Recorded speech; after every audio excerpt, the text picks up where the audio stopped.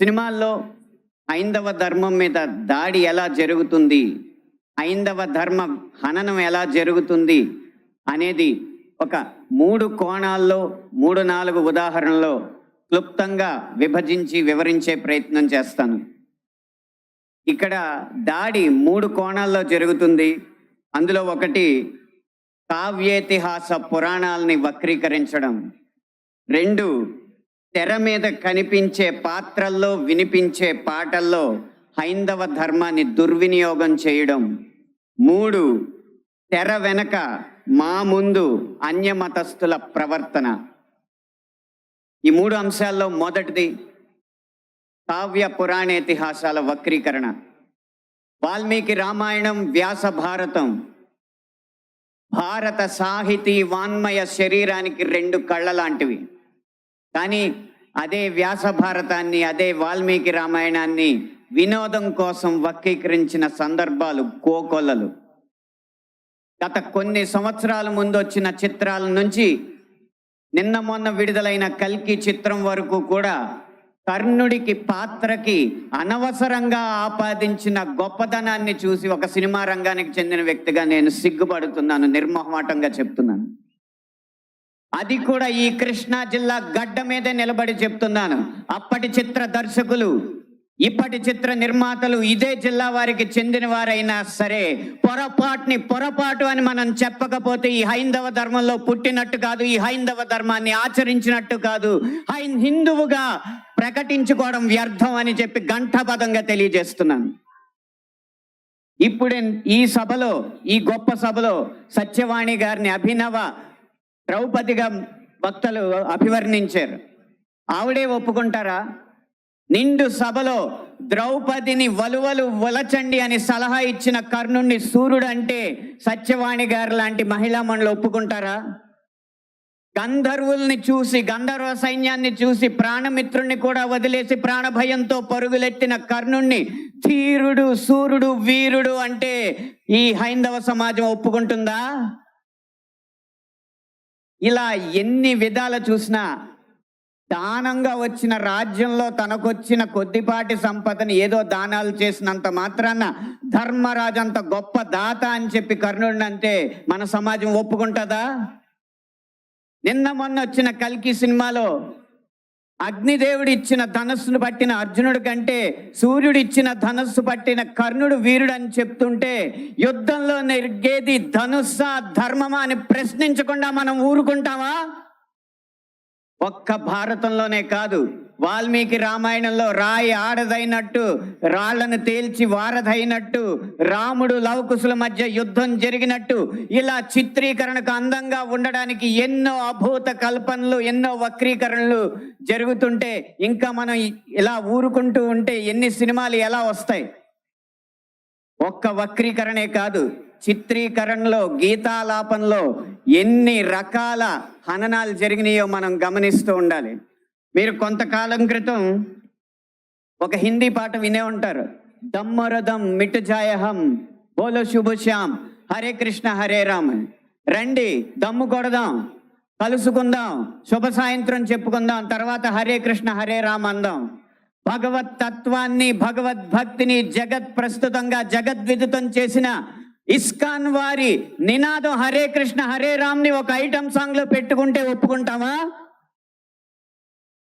మీ ముందు ఇప్పుడు 2 దారులు ఉన్నాయి.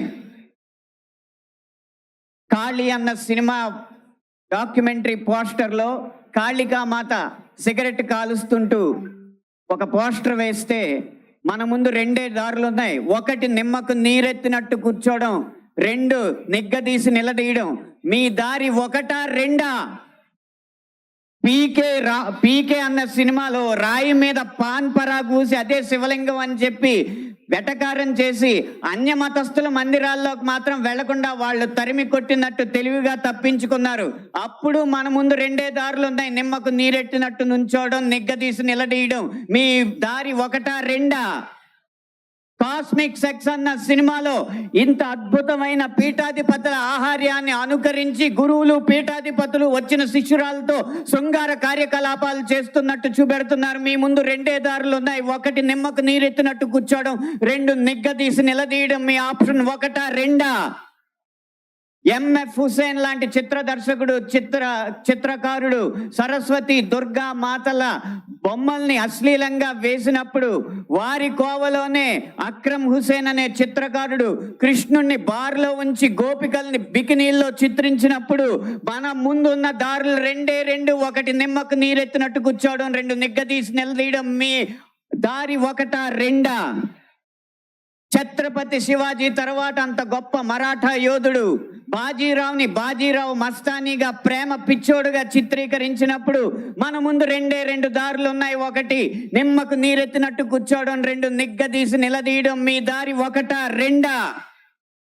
ఇలా ఇన్ని విధాలుగా హననం జరుగుతుంటే ఇంకా మనం నిశ్శబ్దంగా కూర్చుంటే అది మన హైందవ సమాజానికే కళంకం అని నేను మనస్ఫూర్తిగా తెలియజేస్తున్నాను.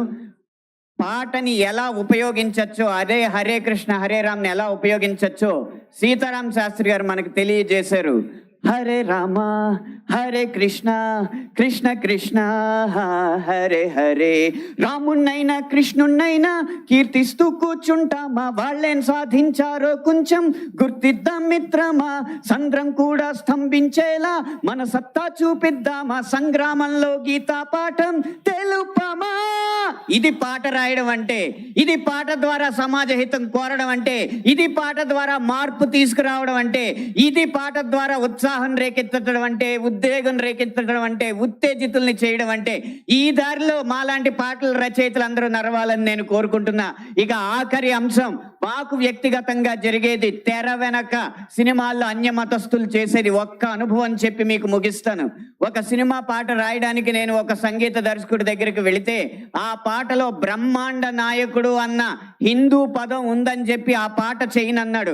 నువ్వు ఒక్క హిందూ పదం ఉందని చెప్పి పాట చేయనన్నావు కాబట్టి జీవితాంతం నువ్వు చేసిన ఏ పాటకి నేను రాయనని చెప్పి ప్రతిజ్ఞ చేసి 15 సంవత్సరాలుగా ఆ వ్యక్తికి నేను పాట రాయలేదు. అలాగే ఒక పక్క రాష్ట్రం సంగీత దర్శకుడు వెళ్ళగానే దర్శక నిర్మాతలతో తిరుపతి ఆలయ విధానాలని విమర్శిస్తూ ఉంటే వాళ్ళు మిన్నక కూర్చుంటారు. ఎందుకంటే వాళ్ళకి మార్కెట్ ఉంది కాబట్టి.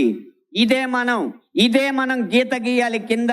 సినిమా అనేది నేను ముందు చెప్పినట్టు వ్యాపారాత్మకమైన కళాత్మకమైన వ్యాపారం కాబట్టి ఆ వ్యాపారాన్ని సినిమాకి లేకుండా చెయ్యాలంటే హిందూ ధర్మాన్ని హననం చేసే సినిమాలని, హిందూ ధర్మంపై దాడి చేసే సినిమాలని ప్రభుత్వం బహిష్కరించకంటే ముందు మనం తిరస్కరించాలి. బహిష్కరణ కంటే తిరస్కరణే గొప్ప మార్గం. ముందు మనం తిరస్కరిద్దాం. వాటికి వ్యాపారం రాదు, డబ్బులు రావు. డబ్బులు రాకపోతే ఏ నిర్మాత వచ్చి హిందూ ధర్మాన్ని హననం చేసే సినిమా తీస్తాడో మనం చూద్దాం.